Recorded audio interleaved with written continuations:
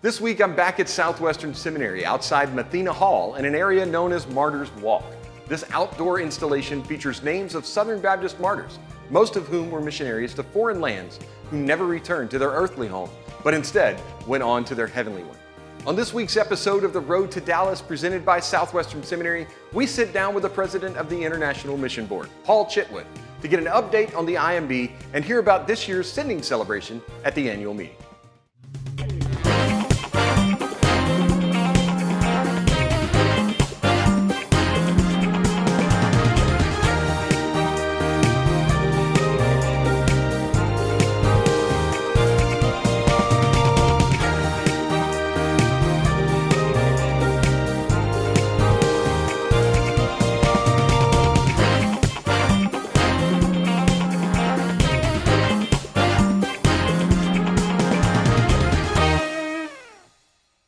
Welcome to this week's edition of The Road to Dallas, presented by Southwestern Seminary. This week, I'm joined by the president of the International Mission Board, Dr. Paul Chitwood, for an update on the work of the IMB and this year's sending celebration at the annual meeting.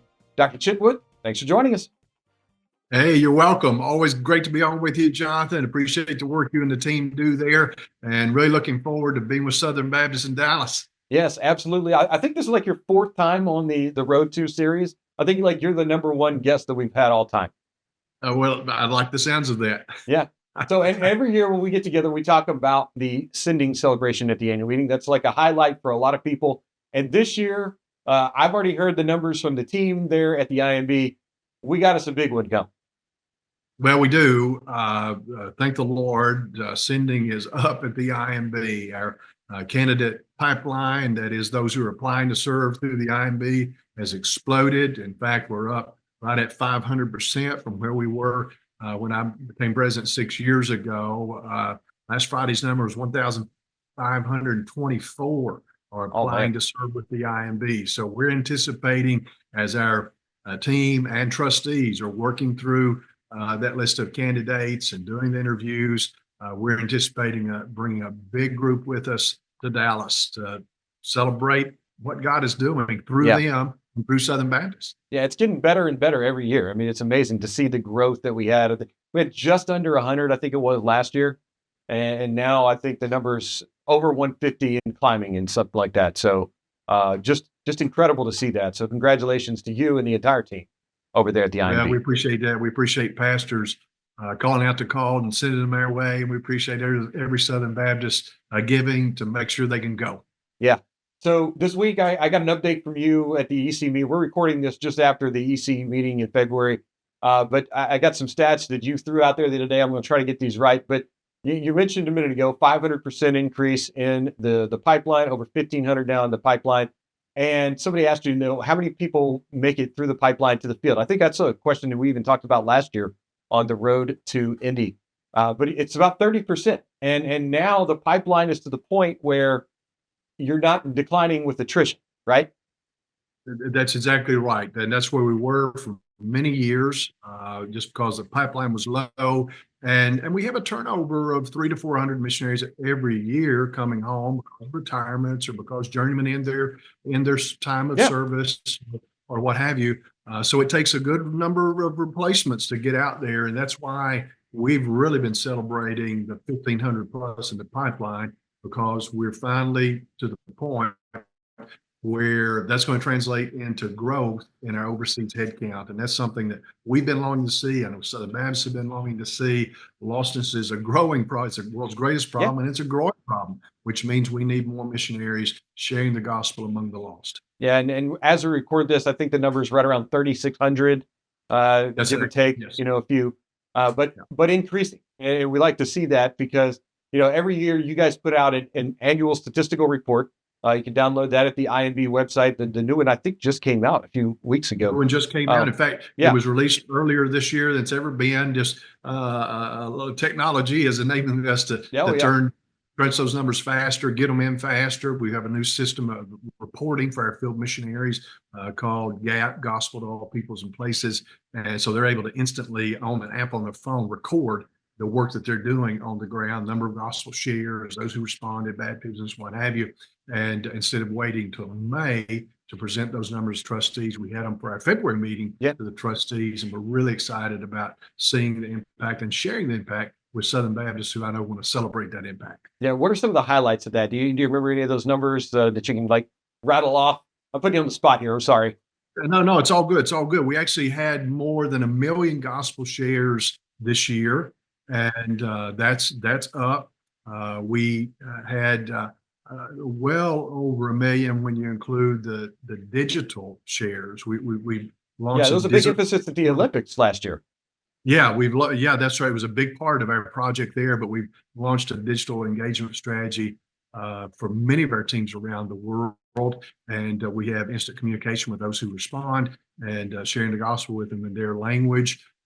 We had, I think, right at 800,000 who heard a full of gospel presentation and were responsive to that presentation in such a way that they were challenged. Hey, are you ready to put your trust in Christ? Yeah. Then there was close to 200,000 who actually made a profession of faith, and 60 something thousand, I think, followed somewhere along those lines, followed through with believers, maybe 68,000 followed through with believers baptism. Wow. We can, it's like I was visiting with a pastor of a small church some time back, Jonathan, and he was talking about, we had, 7 or 8 baptisms this year. I said, no, brother, you had 68,008 baptisms this year, because every one of those gospel shares, professions of faith, overseas, that's an extension of the ministry of your church. Yeah, and one of the things you guys have done well the last couple of years is connecting churches with missionaries overseas. I mean, we've got a missions house at our church. We got a couple missionaries that are a missionary couple that is staying in there right now. They're headed back to the field later this year, but that's a unique situation having a missionary house, obviously. But even churches that don't, I mean, you guys have made it intentional for missionaries to connect with churches here stateside so that they know and see the faces of the missionaries they're supporting overseas. Yeah, we felt like it was a credible opportunity and a need to do that. By the way, thank you to your church, Jonathan, for hosting missionaries and missionary housing. Missionaries need that when they come back. Most of them don't have a place to stay, and it's a generosity of churches like yours that make sure that their time stateside is a good time of rest, recuperation, opportunity to connect with their family, with their church family, and churches that are in their what we call our church connections portfolio. So we appreciate the ministry that churches have in that way. But what you're referencing there, we built out a program where every Southern Baptist church is assigned their own IMB missionary to have a relationship with, to hear from, to get updates from, to hear what God's doing around the world through their ministry and ministry of the partners on the ground. And to date, our missionaries working those assignments, our midterm missionaries, that's a 2 to 3 year overseas assignment, get about 10 churches assigned to them. And then our career missionaries will have 20 to 25 churches assigned to them. And again, because we have 3,600 missionaries, we can cover all the churches of the SBC. And they've been able to contact over 93% of Southern Baptist churches. And whatever that total number is, where it's 45,000, 47, 48,000, I know that number shifts yearly, but we're at 93% of contact. And why not every church has responded, most have. And we've had great stories as a result of that contact. Churches that hadn't given maybe ever to the Lottie offering or given to the Lottie offering, maybe churches that stopped giving to CP a few years ago, they're back in the CP game. They want to be a part of what God is doing through the cooperative ministry and missions of Southern Baptist. And all of that put together, we've had some pastors who have answered the call to go to the nations. They came and applied through us. They're now serving overseas with us because a missionary reached out to them, built a relationship with their church, and God used that to communicate his call upon their lives to the nation. So it's been a beautiful thing. It's a New Testament model, right? I mean, you see in the New Testament from the Apostle Paul as a first missionary and others, they stayed connected to sending and supporting churches. So we're recovering that at the IMB in a big way. A lot of our missionaries have been diligent about that over years, but we've seen this as a need for all of our missionaries to be diligent about that and be a blessing to Southern Baptists. And in turn, the work is richly blessed. Absolutely. And, one of the things I think that the IMB has done a good job with over the past few years, and really in its history, is regardless of the tumult that we see in geopolitical landscape, yeah, you guys are still there. You're still on the field overseas, sharing the gospel of Christ, even with all the things that are going on that we read about in the headlines and the newspapers every day. I mean, that's got to be both satisfying and probably terrifying for you as the president of the IMB. Well, it is both. Yes. I mean, we're thrilled to know that people in the worst situations, through the presence of a missionary, have the opportunity to hear the gospel. We're providing help in practical ways. If it's a war-torn area, food relief, maybe generators for electricity, housing, what have you, and work of volunteers alongside our missionaries. But every interaction is opportunity to share hope, Yeah. the hope of the gospel. But yes, the world is a very uncertain and in many places a very dangerous reality for our missionaries. We invest a lot these days, in fact, more than ever before, in a team, a risk management team that is placed all over the world, has eyes all over the world through the help of AI and some contracts that we have with news service agencies, able to see real time what's going on the ground, and through devices that help us see where our people are. We have a team that's always watching the screens. If there's a triangulation, an event that threatens our missionaries on the ground that they may or may not be aware of, we're able to see where they are and where that event is, contact them, and advise them on what to do next. That's just, it's a part. I mean, this is the beautiful work that Southern Baptists have enabled to happen through the IMB, because we have the kind of resources that we can have device provisioning, and we can have the technology in the background and the personnel in the background to be managing the risks and ready to respond in the midst of a crisis. And while our missionaries, we have a theology of risk that guides their work, and our missionaries accept the risk. Many of them want to stay in places we don't want them to stay in. That's always an interesting situation. But because of the generosity of Southern Baptists, we're able to do all we can to keep them safe in sometimes very difficult situations, or to extract them from very difficult situations, so they're able to live, to preach and proclaim another day, right? Yeah. And it's just a beautiful thing when you get to the inner workings and see what those resources do, and how missionaries are provided for, and how the work advances because of those resources. I thank the Lord for it.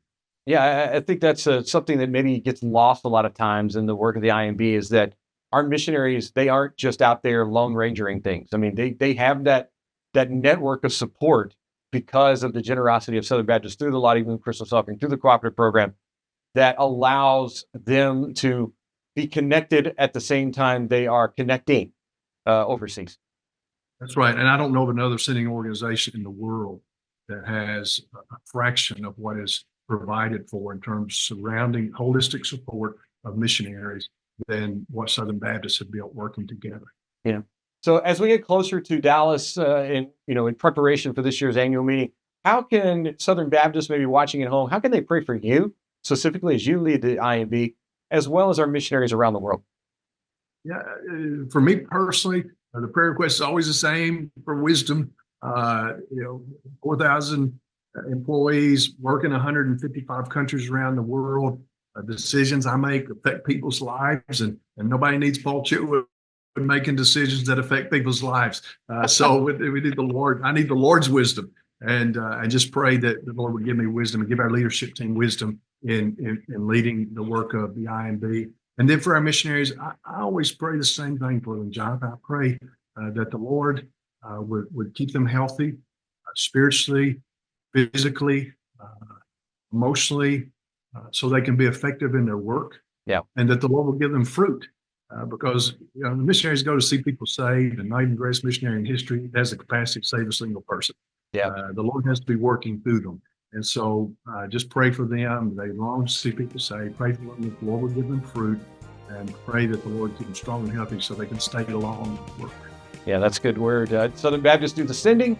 The Lord does the saving overseas through our IMB missionaries. So Dr. Chitwood, thanks again for being with us. It's a pleasure every year to have you on here. to get an update from the IMB and also to look forward to what we have coming to us at the annual meeting with the Sending Celebration.